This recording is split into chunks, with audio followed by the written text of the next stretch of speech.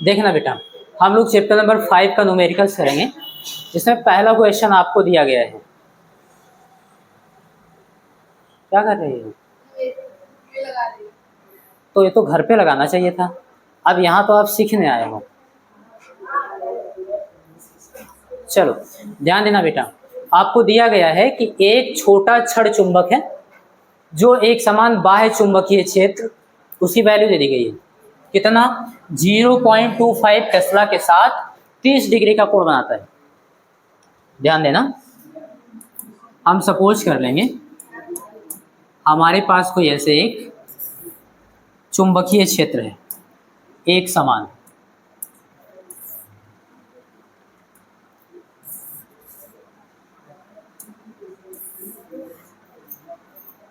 ये बेटा ठीक है, ऐसे मान लो। चलो ये क्या है बेटा, बाह्य चुंबकीय क्षेत्र बी, इसकी वैल्यू कितना दिया है 0.25 टेस्ला, और इसमें एक छड़ चुंबक रखा है जो कि चुंबकीय क्षेत्र की दिशा से 30 डिग्री का कोण बनाता है। क्षण चुंबक का चुंबकीय क्षेत्र की दिशा से 30 डिग्री बनाने का मतलब उसके आघूर्ण का चुंबकीय क्षेत्र से 30 डिग्री कोण बनाना। बात समझ में आ रही है? तो एक क्षण चुंबक ले लीजिए बेटा,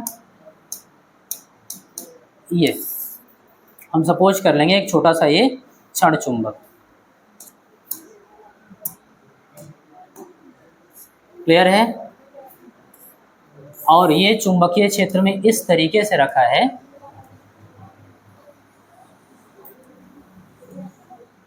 ये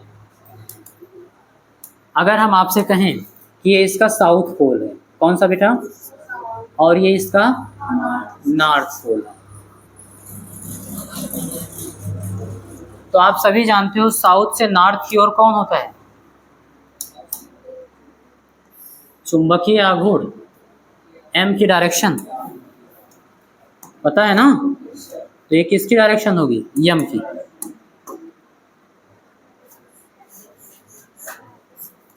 एम की डायरेक्शन, बात समझ में आ रही? अब एम की डायरेक्शन इधर की ओर है और चुंबकीय क्षेत्र की दिशा इधर की ओर है, इन दोनों के बीच का कोण क्या है वो आप बता दीजिए। अगर इसको हम थोड़ा आगे बढ़ाएं ऐसे,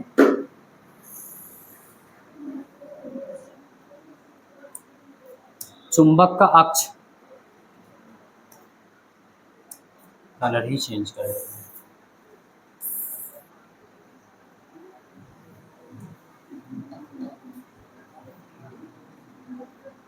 नॉर्थ और साउथ को मिलाने वाली रेखा भी, ठीक है ना, ये हो गया। चलो रहने देते हैं, ये बात समझ में आ रही? तो ये किसकी डायरेक्शन में, एम की डायरेक्शन में, चुंबक का जो अक्ष है चुंबकीय क्षेत्र से कितना कोण बना रहा है, 30 डिग्री का, ये आपको बता दिया गया। बात समझ में आ रही? अब आपसे कह रहा है इस पर, इस द्विध्रुव पर 4.5 × 10⁻² जूल का बल आघूर्ण लगता है। इतना जूल का बल आघूर्ण लगता है, जाहिर सी बात है बल आघूर्ण तो लगेगा ही। अगर चुंबकीय क्षेत्र रेखाएं उधर की ओर हैं तो आप सभी जानते हो इधर कोई नॉर्थ पोल रहा होगा और इधर साउथ पोल रहा होगा। बात समझ में आ रही? तो चुंबक के बाहर जो है वो क्षेत्र रेखाएं नॉर्थ से साउथ की ओर। क्लियर है? तो नॉर्थ वाला नॉर्थ वाले पर बल उधर की ओर लगाएगा और साउथ वाला साउथ वाले पर बल इधर, प्रतिकर्षण बल। तो कुल मिला के चुंबक पर एक बल उधर लगेगा और दूसरा बल, तो जो कि क्या करेंगे, चुंबक को घुमाने का प्रयत्न करेंगे। उसी का बल उनका आघूर्ण आपको दे दिया गया है, टा की वैल्यू। क्लियर? आपसे पूछा क्या है, चुंबक के चुंबकीय आघूर्ण का परिमाण क्या है, एम का मान पूछा है, डायरेक्शन नहीं पूछा। डायरेक्शन तो आप जानते ही हो। क्लियर? चलो बता देंगे।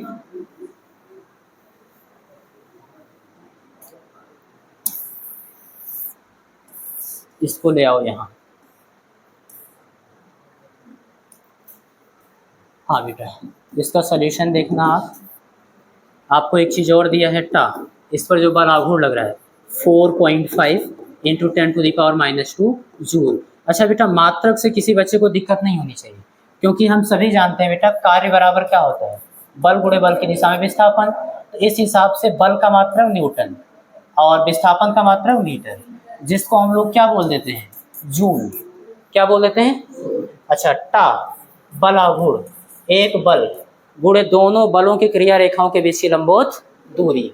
तो बल का मात्रक क्या होगा? न्यूटन। दूरी का मात्रक मीटर। तो इसको भी तो हम लोग जूल बोल सकते हैं, तो वही यहाँ पे जूल दे दिया है। न्यूटन मीटर को हम लोग क्या बोल सकते हैं? Concept clear? हाँ, तो ये दिक्कत नहीं होनी चाहिए कि ये तो ऊर्जा का मात्रक है या कार्य का मात्रक। क्लियर? तो बल आघूर्ण का मात्रक यहाँ जूल दे दिया, कोई बात नहीं। ठीक, अब आपसे पूछा क्या है? चुंबक के चुंबकीय आघूर्ण यानी कि कैपिटल एम, ये आपको बताना है। आसान है, सॉल्यूशन देखिएगा इसका, लिखेंगे वी नो दैट, हम जानते हैं कि क्या M B sine theta is equal to टा, यही तो होता है। क्लियर है? सबकी वैल्यू आपको दे दी गई है, सबकी वैल्यू पुट कर दो। हमको यम चाहिए, यम को रोक लो, बाकी सबको उधर भेज दो। अच्छा, एक मिनट पहले सॉल्व कर लो। एम आपको चाहिए ही, बी की वैल्यू कितना है? 0.25, साइन थीटा की वैल्यू 30 डिग्री रख देंगे, बराबर टा की वैल्यू आपको पता है 4.5 इंटू 10⁻²। क्लियर है? ठीक है, m इंटू 0.25 साइन 30 डिग्री की वैल्यू बताना बेटा, 1/, लिख देंगे, इज इक्वल टू 4.5 इंटू 10⁻²। अब इसको सॉल्व करना है बेटा। तो एक काम करना, 2 यहाँ भाग में उधर जाएगा और 0.25 यहाँ गुणे में उधर जाएगा। चलो कराते हैं। तो capital M is equal to 2 गुणे 4.5, क्लियर है, और इंटू 10⁻², अपान ये गुणे में इधर जाएगा तो 0.25। यहाँ तक किसी बच्चे को कोई दिक्कत? अब एक काम करना, यहाँ 0 बढ़ा देना, बढ़ा सकते हैं दशमलव के बाद, दशमलव स्थान बराबर करने के लिए हर और अंश में। तो हम सभी देख पा रहे हैं अंश में 2 अंक के पहले दशमलव है और हर में भी 2 अंक के पहले दशमलव। दशमलव हटा सकते हैं, हटा देंगे। ठीक है, नहीं समझ पाए नितिन? समझ गए? ओके, तो यहाँ पर लिखेंगे 2 गुणे 450 और हर में 25 गुणे 10⁻²। इसको सॉल्व करिए, 25 से इसको भाग करिए। क्लियर? ठीक है, भाग कर देंगे। हाँ बेटा, 450 कितना आया? 18 रख दीजिए वैल्यू, इसको काटेंगे ऐसे 18। तो 2 गुणे 18 गुणे 10⁻², 18 दूना 36 गुणे 10⁻²। एक काम कर सकते हो, वैज्ञानिक संकेतन में रखना है तो एक अंक दशमलव बाईं ओर ले आओ, 3.6 इंटू 10⁻, कर लेना। बात समझ में आ रही है? या फिर 10⁻² है, हर में ले जाओगे 10⁻+2 यानी 100, 100 से भाग कर दोगे तो ये किसके बराबर हो जाएगा? बिल्कुल सही, भाग करेंगे तो 0.36 इतना। और इसका मात्रक यम क्या है बेटा? चुंबकीय आघूर्ण। इसका मात्रक आप बताओगे, बताओ, बोलो। अरे कहीं से नहीं तो यहीं से बता दो, क्या दिक्कत है? बात समझ में आ रही है? वैसे तो आप जानते हो m is equal to loop के लिए NIA, इसका कोई मात्रक नहीं है, एम्पियर मीटर स्क्वायर, ये बता सकते हो। दूसरा यहाँ से बता दो, क्या हमको यम चाहिए ना, तो m इज इक्वल टू टा अपान b साइन थीटा। आप सभी जानते हो इसका कोई मात्रक नहीं होगा। टा का मात्रक कितना है? जूल, और b का तो जूल पर टेस्ला लिख दो। बात समझ में आ रही है? बहुत ज़्यादा नहीं सोचना है आप लोगों को, यही दिक्कत करते हो, पता नहीं कहाँ कहाँ पहुँच जाते हो तुरंत। क्या होगा? जूल प्रति टेस्ला, कॉन्सेप्ट क्लियर, या फिर एम्पियर मीटर स्क्वायर। तो पहला क्वेश्चन एकदम क्लियर, कॉन्सेप्ट क्लियर हो गया, समझ में आ गया। दूसरा हम लोग करें, ठीक। दूसरा आपको एक चुंबकीय आघूर्ण दिया है बेटा, क्लियर, कितना 0.32 जूल पर टेस्ला वाला एक छोटा छड़ चुंबक है जो कि 0.15 टेस्ला के एक समान बाह्य चुंबकीय क्षेत्र में रखा है, ठीक है। यदि यह क्षण क्षेत्र के तल में घूमने के लिए स्वतंत्र हो, घूम सकता है चुंबकीय क्षेत्र में, तो क्षेत्र के किस विन्यास में यह अस्थायी संतुलन और अस्थायी संतुलन में होगा। पहले तो ये बताना है किस विन्यास में, यानी कि किस कोण पर, है ना, किस स्थिति में अस्थायी और अस्थायी संतुलन में होगा। तो ये आपसे बेहतर तो कोई नहीं जानता। अस्थायी और अस्थायी संतुलन बहुत ठीक से आपको पढ़ाया गया है। दूसरी चीज, प्रत्येक स्थिति में चुंबक की स्थितिज ऊर्जा का मान भी ज्ञात करना है, इसमें भी कोई दिक्कत नहीं होना चाहिए। मैंने कहा था कि अगर वैद्युत का आपको फार्मूला याद है तो चुंबक का आपको याद है, तुरंत रिप्लेस करेंगे, ठीक है। तो पहले मैं आपको क्वेश्चन समझाता हूँ बेटा, इसका सोल्यूशन देखना। सबसे पहले आपको चुंबकीय आघूर्ण दिया है, हम लोग कैपिटल एम से लिखते हैं, तो कैपिटल एम से लिखेंगे, ठीक है। स्मॉल एम से ध्रुव प्राबल्य लिखते हैं। ओके, कितना दिया है 0.32 जूल पर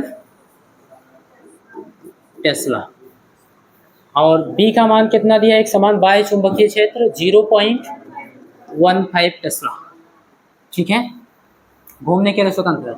तो किस क्षेत्र में यह अस्थायी और अस्थायी संतुलन में होगा, ये चीज पूछा है। और प्रत्येक स्थिति में आपको क्या करना है, स्थितिज ऊर्जा का मान भी बताना है। तो सबसे पहली बात मैं आपको अस्थायी और अस्थायी संतुलन समझा दूं। आप सबको एक एग्जाम्पल देकर समझाए थे कि अगर कोई इस कटोरे की तरीके से है, कोई आपके पास बर्तन है या आकृति है, उसमें कोई यहाँ पर बॉल रखा है तो अस्थायी संतुलन में। अगर इसी को उल्टा करके हम रख दें इस तरीके से यहाँ पर, तो हम आपको बताए थे अस्थायी संतुलन में। बात समझ आ रही है। अगर कोई ऐसे समतल पृष्ठ हो और उस पर बॉल रखा है तो ये उदासीन संतुलन में होगा। बात समझ में आ रही है। ये चीज है तो तीनों संतुलन में, बात समझ में आ रही है, संतुलन में है, रखा होगा, उस पर इस समय कोई बल नहीं लग रहा है, बात समझ में आ रही है, ना कोई आघूर्ण लग रहा है कि घूमेगा, संतुलन में ही है। लेकिन संतुलन के प्रकार है अस्थायी संतुलन, अस्थायी संतुलन और उदासीन संतुलन। लेकिन कैसे हम डिफरेंस करेंगे, यहाँ तो ऐसे रखेंगे नहीं। तो एग्जाम्पल से समझना, अगर किसी वस्तु पर हम लोग एक बाह्य बल लगाएं और उसको पूर्व अवस्था से थोड़ा सा विस्थापित कर दें, यानी इस बॉल को थोड़ा इधर या इधर करके छोड़ दें, बात समझ में आ रही है, तो उस वस्तु पर पुनः एक बल काम करे अपने आप, और वो बल क्या करे, उस वस्तु को उसके पूर्व स्थिति में ले जाने का प्रयत्न करे। बात समझ में आ रही है। तो वो अस्थायी संतुलन में। किस संतुलन में, अब इस बॉल को इधर या इधर रखोगे तो घूम फिर के यहीं आएगा, बात समझ में आ रही, तो अस्थायी संतुलन हो गया। दूसरा अस्थायी संतुलन आपको बताया गया कि संतुलित तो है, लेकिन अगर हम क्या करें, किसी वस्तु पर बाह्य बल लगाएं, बात समझ में आ रही है, और उसकी पूर्व अवस्था से थोड़ा सा उसको विस्थापित कर दें, चाहे इधर चाहे इधर, तो उस पर बल तो काम करे, लेकिन वो बल उस वस्तु को उसकी पूर्व स्थिति में ना ले जाए, उससे दूर की ओर ले जाए, बात समझ में आ रही है, तो अस्थायी संतुलन होगा। तो यहाँ पर वही स्थिति आपको दिख रही है, क्लियर। अब ध्यान देना, यहाँ पर अगर हम किसी वस्तु पर बल लगाएं और उसको थोड़ा सा विस्थापित कर दें पूर्व स्थिति से, और वो वस्तु, उस वस्तु पर फिर कोई बल ना लगे, जैसे पहले था संतुलन की स्थिति में, अब भी संतुलन की स्थिति में रहे, बात समझ में आ रही है। अगर हम इस वस्तु पर बल लगाएंगे, थोड़ा सा इधर विस्थापित कर देंगे, तो वहाँ छोड़ देंगे, तो फिर वही संतुलन की स्थिति में हो जाएगा, उस पर कोई बल कार्य ही नहीं करेगा, कोई बाह्य बल कार्य नहीं करेगा। तो ऐसे संतुलन स्थिति को उदासीन बोलते हैं। तो हमको तो केवल इन्हीं दोनों से मतलब है यहाँ पर, ओके। अच्छा, अब बात हो रही है द्विध्रुव की। कौन से द्विध्रुव की, चुंबकीय द्विध्रुव की। जो छड़ चुंबक है, चुंबकीय द्विध्रुव ही तो है, उसकी बात हो रही है। वो कब अस्थायी होगा, कब अस्थायी होगा, तो आप सब जानते हो। अगर बी की डायरेक्शन में है, कौन बेटा, एम, क्या, साउथ और नॉर्थ, यहाँ है, तो साउथ से नॉर्थ की ओर कौन होगा, एम। तो एम की डायरेक्शन देखो बी की डायरेक्शन में, बात समझ में आ रही है। तो इन दोनों के बीच का कोण कितना है, 0 डिग्री। इस स्थिति को हम लोग बोलते हैं अस्थायी संतुलन। क्या बोलते हैं बेटा। अच्छा, अगर चुंबक इस तरीके से रखा है कि इधर साउथ है और इधर नॉर्थ, एम की डायरेक्शन क्या होगी, साउथ से नॉर्थ की ओर, बात समझ में आ रही है, और ये बी की डायरेक्शन है, उल्टा है, तो इन दोनों के बीच का कोण कितना होगा बेटा, 180 डिग्री, और ये अस्थायी संतुलन होगी। अब हम उस परिभाषा अनुसार इस पर अप्लाई करके देखते हैं ऐसा है कि नहीं है। क्लियर? तो सबसे पहली चीज यहाँ पर क्या होगा बेटा, नॉर्थ पोल होगा और यहाँ पर साउथ पोल होगा, तभी तो क्षेत्र रेखा ऐसे गई है नॉर्थ से साउथ की ओर। तो नॉर्थ वाले पर बल लगा रहा होगा इधर की ओर, बात समझ में आ रही है? F1 और साउथ वाले पर प्रतिकर्षण और नॉर्थ वाला आकर्षण, कुल मिला के इधर की ओर इस पर भी बल लगेगा F2। और आप सभी जानते हो दोनों बल बराबर होता था। F1 बराबर एक समान चुंबकीय क्षेत्र में स्थित है और द्विध्रुव है तो दोनों का ध्रुव प्राबल्य क्या होगा, बराबर बल लग रहा है, विपरीत दिशा में लग रहा है, बात समझ में आ रही है? और क्रिया रेखा भी समान है। क्रिया रेखा क्या है, एक ही रेखा पर तो दोनों बल लग रहा है, तो पहली बात तो बल निरस्त हो जाएगा, बात समझ में आ रही? क्योंकि बराबर विपरीत है, विपरीत दिशा में सदिश राशि घटाएंगे और समान चीज को घटाएंगे तो क्या मिलेगा, जीरो। तो इसलिए इस पर नेट फोर्स जो लग रहा है बेटा वो जीरो लग रहा है। और चूंकि क्रिया रेखा भिन्न भिन्न नहीं है, अगर क्रिया रेखा भिन्न होती तो उसको घुमाता तब वो संतुलन की स्थिति में नहीं होता, बात समझ में आ रही है? अच्छा, क्रिया रेखा भी समान है तो ये पिंड क्या होगा, यानी कि ये द्विध्रुव क्या होगा, ऐसे स्थित होगा। अब इस पर कोई बल आघूर्ण नहीं करेगा। अच्छा, यहाँ की बात कर रहे हैं तो यहाँ भी क्या होगा, ये नॉर्थ होगा और ये साउथ होगा। तो नॉर्थ वाले को तो प्रतिकर्षित करेगा, यानी इधर की ओर इस पर एक बल लगेगा, और साउथ वाला भी इसको अपनी ओर ही खींचेगा तो इधर की ओर बल लगेगा F1 मान लेना। अच्छा, साउथ वाले को प्रतिकर्षित करेगा और नॉर्थ वाला अपनी ओर आकर्षित करेगा, तो इस पर भी इधर की ओर एक बल लगेगा, क्या बेटा, F2। और दोनों ही बराबर होंगे, दोनों ही बराबर है, विपरीत दिशा में है, तो यहाँ भी नेट फोर्स क्या होगा बेटा, जीरो। और दूसरी चीज क्रिया रेखा भी समान है, बात समझ में आ रही है? तो ये वस्तु को घुमाएंगे भी नहीं इधर उधर, तो संतुलन में तो दोनों है। अभी तक हमको ये बात पता चली कि दोनों क्या है, संतुलन में। अब कौन अस्थाई है कौन अस्थाई है, इस बात को समझिए। अगर ध्यान देना बेटा, अगर इस द्विध्रुव को यानी कि चुंबकीय द्विध्रुव को, क्षण चुंबक को हम थोड़ा सा इसकी स्थिति से ऐसे विस्थापित कर दें, क्या कर दें, विस्थापित कर दें, तो आप सभी देख पाओगे, मैं कर दे रहा हूँ, इसको हटा रहा हूँ, ऐसे कर दिया। हाँ, इधर की ओर क्या था बेटा, साउथ, और इधर की ओर, तभी तो साउथ से नॉर्थ की ओर यम था। ऐसे थोड़ा सा हम क्या किए, पूर्व अवस्था से विस्थापित कर दिए।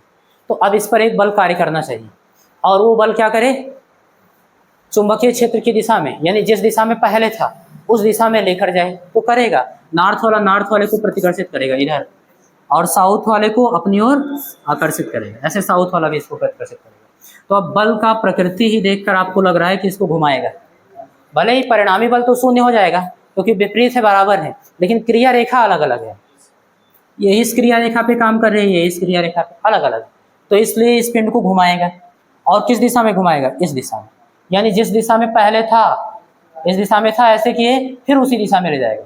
तो जब उसी दिशा में ले जाएगा तो कौन सा संतुलन, अस्थाई संतुलन। बताओ समझ में आया कि नहीं, एकदम क्लियर है? अच्छा, अगर इसको हम थोड़ा सा घुमाएं बेटा, चलो इसको घुमा कर देख रहे हैं, इसको थोड़ा सा ऐसे घुमा दिए, क्लियर? ऐसे था, इधर की ओर था, इधर की ओर घुमाए हो, क्लियर? याद रखना, इसको वापस ऐसे आना चाहिए तभी अस्थाई होगा, नहीं आ रहा है तो नहीं होगा। चलो देखते हैं। अब ध्यान देना, नॉर्थ वाले पर उधर की ओर एक बल लगाएगा, बात समझ में आ रही है? और साउथ वाला भी उसको अपनी ओर खींचेगा, और नॉर्थ वाला साउथ वाले को अपनी ओर खींचेगा, साउथ वाला इस पर इधर की ओर बल लगाएगा, दोनों ही बल, ये F1 है और ये इस समय इस तरीके से काम करेंगे। और प्रकृति देखकर पता चल रहा है अब इधर की ओर वापस नहीं आएगा, उधर की ओर ले जा रहा है, बात समझ में आ रही है? तो आप हमेशा याद रखना, जो एक समान चुंबकीय क्षेत्र में द्विध्रुव होता है उस पर जो बलयुग्म आघूर्ण कार्य करता है वो हमेशा द्विध्रुव आघूर्ण को चुंबकीय क्षेत्र की दिशा में लाने का प्रयत्न करता है। द्विध्रुव आघूर्ण यानी यम को, यम साउथ से नॉर्थ की ओर था ना, इधर की ओर, ये घुमा के ऐसे लाने का प्रयत्न करेगा, क्लियर? तो वापस उस अवस्था में नहीं आ रहा, तो ये कौन सा स्थिति हुआ, अस्थायी संतुलन की अवस्था। तो अब आप मैथमेटिकली की ओर याद रखो, मैंने पूरा कहानी तो आपको समझा दिया, मैथमेटिकली याद रखेंगे, थीटा बराबर 180 डिग्री तो अस्थायी, थीटा बराबर 0 डिग्री तो अस्थायी। फिगर में, ज्यामिति में याद रखना हो तो यम और भी एक दिशा में तो अस्थायी, यम और भी विपरीत दिशा में तो अस्थायी। कोई दिक्कत? तो क्वेश्चन खत्म।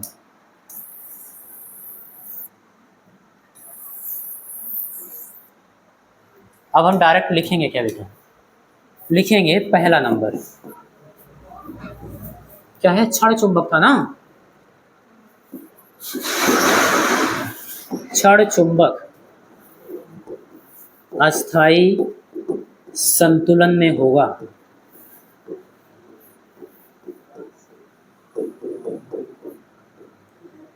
जब, कब होगा बेटा, जब यम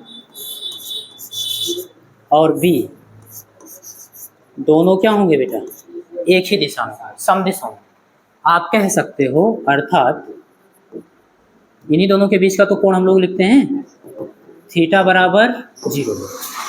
तो जब इन दोनों के बीच का कोण 0 डिग्री होगा तो अस्थाई संतुलन में हो जाएगा। ये बात समझ में आ गई। अब कहा है प्रत्येक स्थिति में आपको चुंबक की स्थितिज ऊर्जा भी बतानी है, कोई दिक्कत नहीं, वहां पर हम लोग जाएंगे।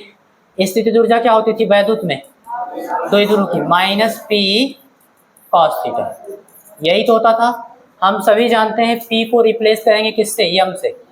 ये वैद्युत द्विध्रुव गुण होता था, ये चुंबकीय द्विध्रुव गुण, ये वैद्युत क्षेत्र है, ये चुंबकीय क्षेत्र, इन्हीं दोनों से रिप्लेस कर देंगे।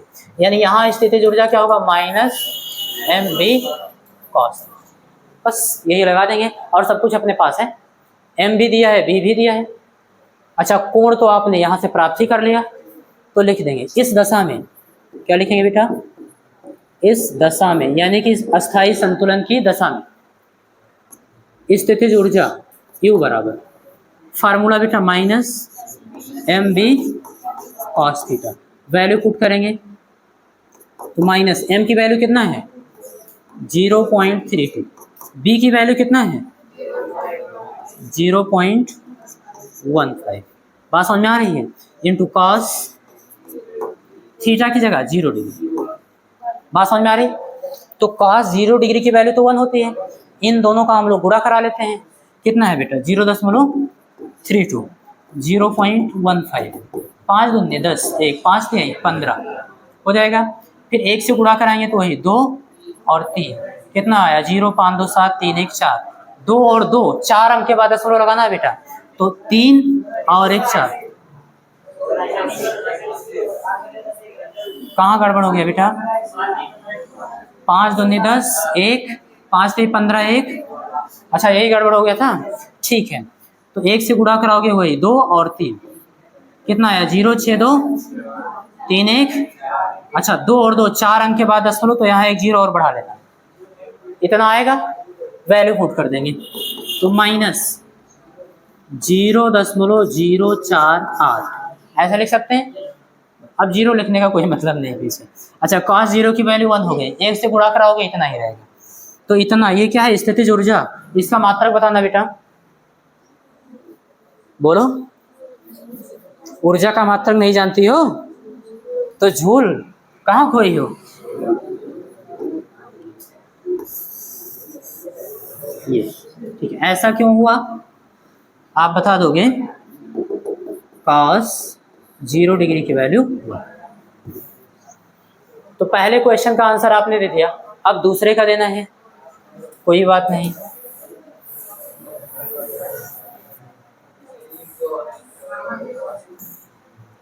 ऐसे कॉपी कर लो यहाँ से, सेम प्रोसेस है, थोड़ा सा ही बदलना है, नहीं बात मत करो बेटा, ध्यान देना। लिखेंगे दूसरा, क्षण चुंबक अस्थाई,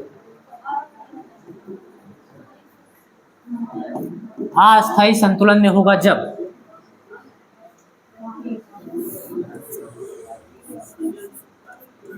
यम और बी क्या होंगे बेटा, परस्पर विपरीत दिशा में होंगे, क्या होंगे, अर्थात कह सकते हो थीटा बराबर 180 डिग्री।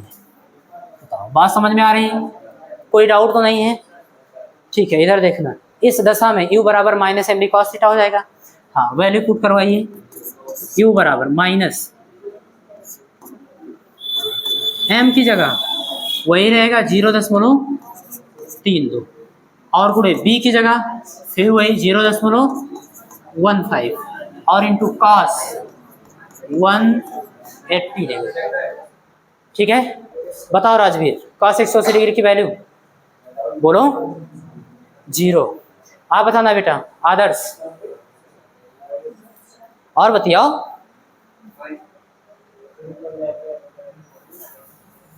ठीक है बेटा, ये है क्या, cos पाई ही तो है, -1, cos 2 पाई +1, cos 3 पाई -1, cos 4 पाई। काहे भूल जाते हो आप लोग, ठीक है ना, याद रखना, आसानी से आप वैल्यू रख पाओगे। ओके, तो इन दोनों का तो गुणा आपने करवाया ही है, इतना ही तो आया है, वही आएगा क्या, -0.048 और इंटू cos 180 डिग्री की वैल्यू माइनस। क्लियर है, तो माइनस का माइनस में गुणा होगा तो 0.048 इतना जूल।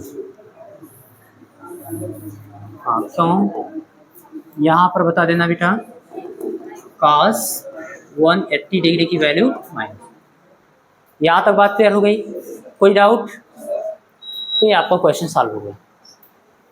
किसी बच्चे को कुछ इसमें पूछना तो नहीं है, इतना ही तो पूछा था कि अस्थाई अस्थाई संतुलन में कब होगा और प्रत्येक स्थिति में उसकी स्थितिज ऊर्जा बताइए, तो हम लोगों ने बता दी। ठीक है, अगला क्वेश्चन करें।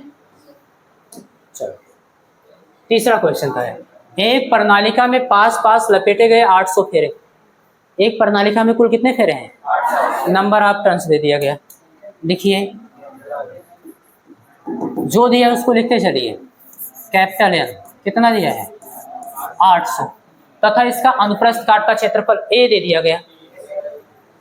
Cross sectional area 2.5 into 10⁻⁻4 metre square, और इसमें 3 एम्पियर की धारा प्रवाहित हो रही है प्रणालिका में। हाँ बेटा, तो आई की वैल्यू दे दिया गया 3.0 एम्पियर। ठीक बात है, समझाइए कि किस अर्थ में यह प्रणालिका एक क्षण चुंबक की तरह व्यवहार करती है। इसको हम लोग समझा रहे हैं, पहले जो पूछा है उसको बता दें। इसके साथ जुड़ा हुआ चुंबकीय आघूर्ण कितना होगा, प्रणालिका का चुंबकीय आघूर्ण कितना होगा, NIA किससे बताएंगे, NIA बताएंगे। चलो देखते हैं सॉल्यूशन, लिखेंगे बी नो दैट। हम जानते हैं कि क्या जानते हैं बेटा, प्रणालिका का चुंबकीय आघूर्ण, चुंबकीय आघूर्ण M बराबर NI, यही तो होगा। हाँ बेटा, ए की वैल्यू बताना। ठीक है, सबकी वैल्यू पुट करिए। एन की वैल्यू कितना है, 800, आई की वैल्यू 3, ए की वैल्यू 2.5 इंटू 10⁻⁻4। इन सभी को सॉल्व कर लीजिए। तो 8 3 24, 24 का 2.5 में गुणा करा दीजिए, क्लियर, या फिर 25 या 75 हो जाएगा, 7.5 और उसका 8 में गुणा करा देंगे। देखो 25 या 75 और एक अंक के बाद दशमलव और इसका 8 से गुणा कराइए, 8 पंचे 4, 8 सत्ते 56 और 4 60, यही तो होगा। अच्छा, कितने अंक के बाद दशमलव, तो कुल मिला के 60 आएगा। क्या आएगा बेटा, हाँ तो लिखेंगे 60, लेकिन 2 जीरो यहाँ बचा था, गुणा कराओगे तो ये भी तो 2 जीरो गुणा होंगे और गुणे 10⁻⁻4। क्लियर है। इसको अगर हम सॉल्व करें ठीक से तो 600 कितना है, 6000, 10⁻⁻4 नीचे ले जाएंगे तो 10⁻+4, क्या हो जाएगा बेटा, 10⁻+4, +4 का मतलब एक के पीछे 4 जीरो, यही तो होगा। 1 2 3, 10 से इसको भाग करोगे 0.6। अच्छा, इसका मात्रा कितना होगा, एम्पियर मीटर स्क्वायर। क्या होगा बेटा, क्या हुआ बेटा, आंसर सही है। अच्छा, हम समझे कुछ बता रहे हो कि कुछ गड़बड़ हो गया। अच्छा, तुम्हें बता रही थी, ठीक है, तो ये बात समझ में आ गई। जो प्रणालिका दिया है कि इसका क्षेत्रफल, अनुप्रस्थ काट का क्षेत्रफल इतना, इसमें 3 एम्पियर धारा बह रही है, 800 फेरे हैं, उसका चुंबकीय आघूर्ण इतना होगा 0.6 एम्पियर मीटर स्क्वायर। क्लियर है। अब कहा जा रहा है आपसे कि ये किस तरीके से क्षण चुंबक की तरह व्यवहार करती है। इसके लिए तो मैंने कई सारी चीजें आपको लिखवा दी। क्लियर? फिर भी कुछ चीजें देख लो। आपके पास एक प्रणालिका है बेटा ऐसे, क्लियर है? अब इसमें आप धारा प्रवाहित करा रहे हो, बतियाओ नहीं आई। मान लो इधर की ओर ऐसे प्रवाहित करा रहे हो 3 एम्पियर की धारा, ठीक है। जब आप ऐसे प्रवाहित कराओगे तो ऊपर जाओगे, देखोगे इधर की ओर धारा जाएगी और नीचे देखोगे बाहर की ओर आ रही है। ऐसे ऐसे होगा,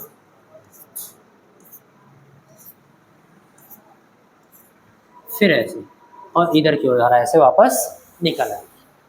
यहाँ तक बात समझ में आ रही? ये धारावाही प्रणालिका हो गई, धारावाही। और धारावाही प्रणालिका क्षण चुंबक के तुल्य होती है। कैसे?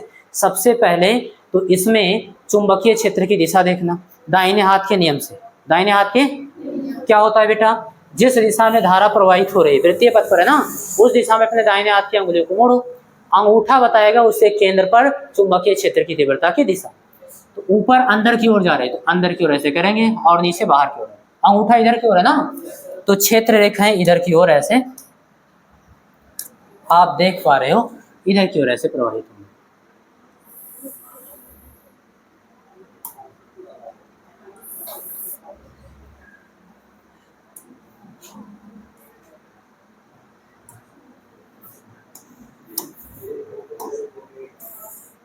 ये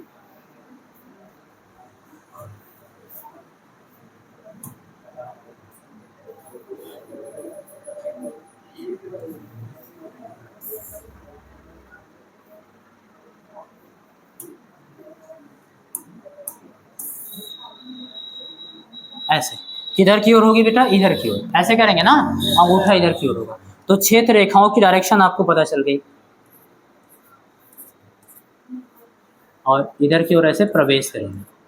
हम सभी जानते हैं क्षण चुंबक क्या करता है ना, बाहर, क्षण चुंबक के बाहर नॉर्थ पोल से साउथ पोल की ओर क्षेत्र रेखाएं जाती हैं, और चुंबक के भीतर साउथ से नॉर्थ की ओर। और ये पोल मैं कह रहा हूँ नॉर्थ है और ये साउथ है। कैसे? आप समझना, जब आप इधर से देख रहे हो बेटा, इधर से देख रहे हो ना, तो आपको एक सर्कल दिखेगा। क्या दिखेगा? वृत्त दिखेगा ना। इस तरीके से आपको एक वृत्त दिखेगा, वृत्ताकार इसका होगा अनुप्रस्थ काट का क्षेत्रफल। अब आप देख पा रहे हो ऊपर की ओर, ऊपर की ओर धारा देखना अंदर की ओर जा रही है।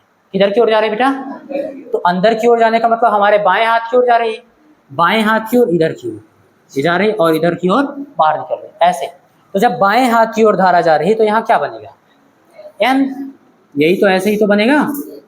और मैंने यही तो कहा था ये नॉर्थ होगा, देखो नॉर्थ। क्लियर? तो ये वाला पोल किसकी तरह व्यवहार करेगा?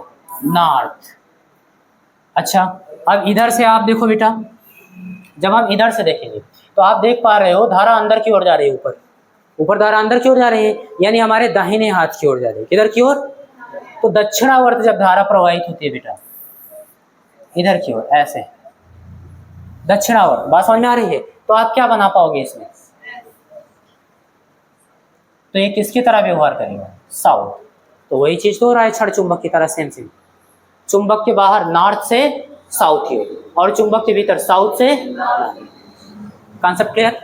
और इसका भी चुंबकीय द्विध्रुव आघूर्ण किधर की ओर होगा? साउथ से नॉर्थ की ओर। एम की डायरेक्शन किधर की ओर होगी बेटा?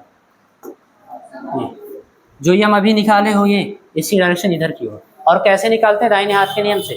जिस दिशा में धारा प्रवाहित हो रही है उस दिशा में उंगलियों को मोड़ो, अंगूठा इधर की ओर। तो इधर की ओर किसकी डायरेक्शन होगी बेटा? एम की। यही सेम कॉन्सेप्ट क्षण चुंबक में था, तो उसी की तरह व्यवहार कर रहा है कि नहीं कर रहा है? ऐसे आप बहुत सारी चीज बता सकते हो बेटा। क्लियर? अक्षीय स्थिति में, निरक्षीय स्थिति में, बहुत सारे आपके पास चीजें। उसके भी देखो, क्षण चुंबक के पोल्स क्या करते थे, वहां पर चुंबकत्व तो ज्यादा होता था। क्लियर? तो आप देखो पर देखोगे यहाँ पर क्षेत्र रेखाएं पास पास होंगी। क्लियर है ना? यहाँ पर पास पास होंगी ध्रुवों पर। तो क्या करेंगे? लोहे के छोटे छोटे टुकड़ों को अपनी ओर आकर्षित करेंगे तेजी से। यही काम क्षण चुंबक भी होता था। तो इस प्रकार से हम बता देंगे कि भैया इस अर्थ में आप समझिए कि प्रणालिका जो है क्षण चुंबक की तरह व्यवहार करती है। Concept clear? तो ये क्वेश्चन भी हो गया। अब चौथा देखें, कोई दिक्कत तो नहीं इसमें? आगे चलें, बोलो किधर की ओर बेटा? ऊपर की ओर। हाँ देखना, मैंने ऐसे ऐसे बनाया है। बात समझ में आ रही है? जब धारा इधर से ऐसे प्रवाहित कराए हो, कोई जबरदस्ती नहीं है, आप उल्टा भी प्रवाहित करा सकते हो। उधर प्लस जोड़ना, इधर माइनस जोड़ना, तो उधर से आएगी। क्लियर है? तो उल्टा हो जाएगी, सब कुछ उसी तरीके से उल्टा हो जाएगा। और यहाँ पर देखो इधर से जा रही है, जब इधर से जा रही है तो ऐसे ऊपर अंदर की ओर जाएगा, नहीं जाएगा? और फिर नीचे ऐसे बाहर की ओर आएगा, नहीं आएगा? क्लियर है ना? तो वही चीज़ तो बनाया हूँ यार बार बार।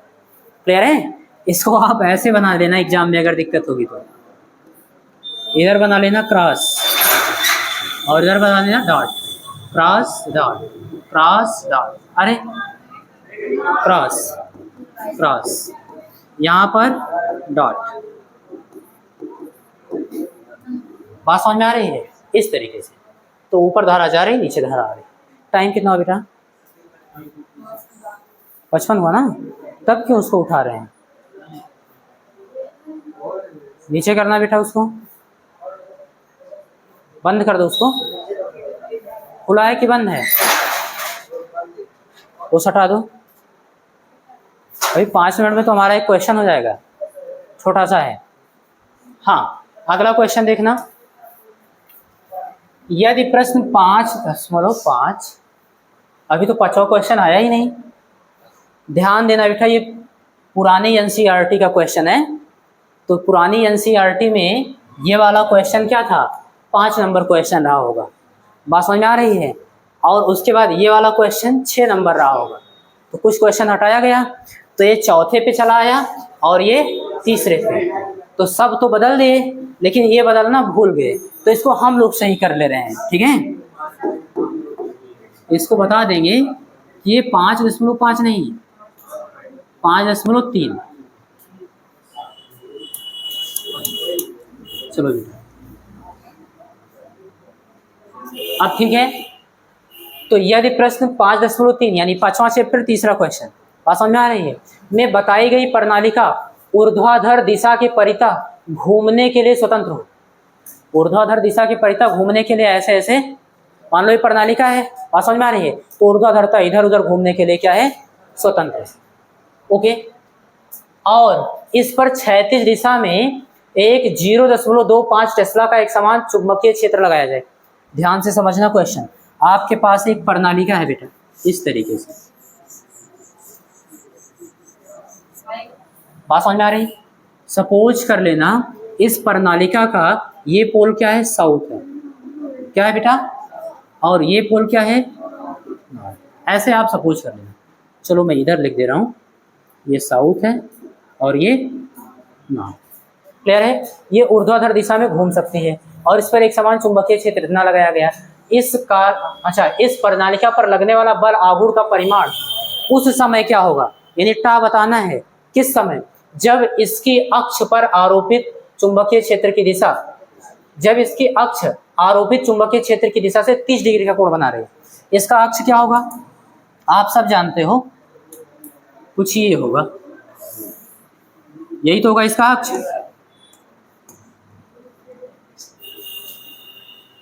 ये हो गया।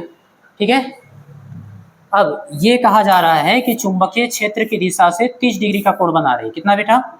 ऊर्ध्वाधर समतल में ऐसे घूम सकती ही है और इस पर एक समान चुंबकीय क्षेत्र आरोपित किया गया है। किस तरीके से? इस तरीके से।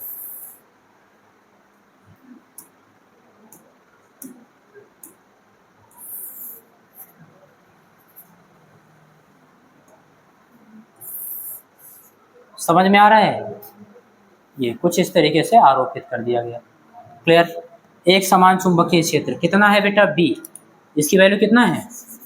और बी की वैल्यू आपको बताया है 0.25 टेस्ला।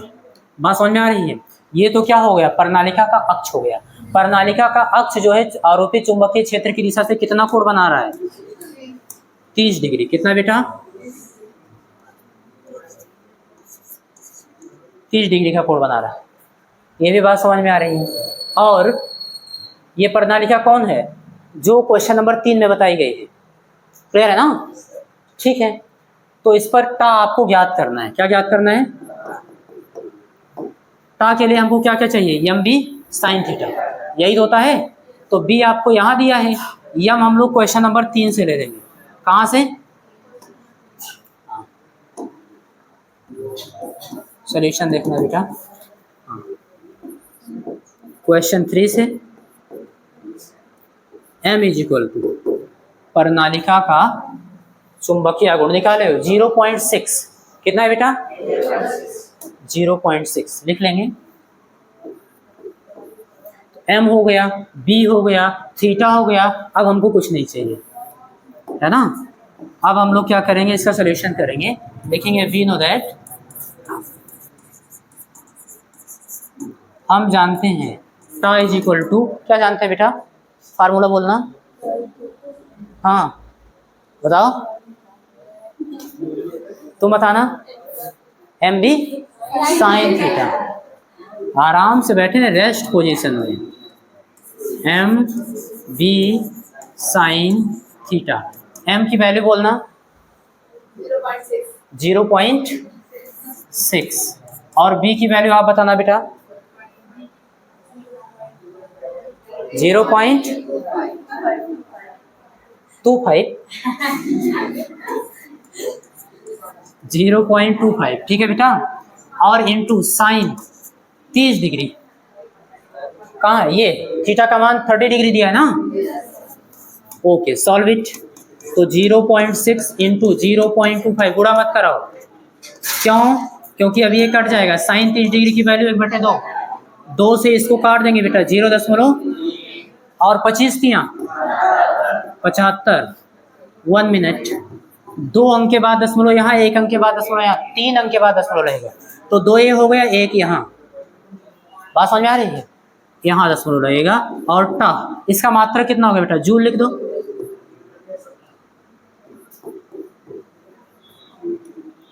किसी बच्चे को कोई दिक्कत तो नहीं है? तो यही आपसे पूछा गया था।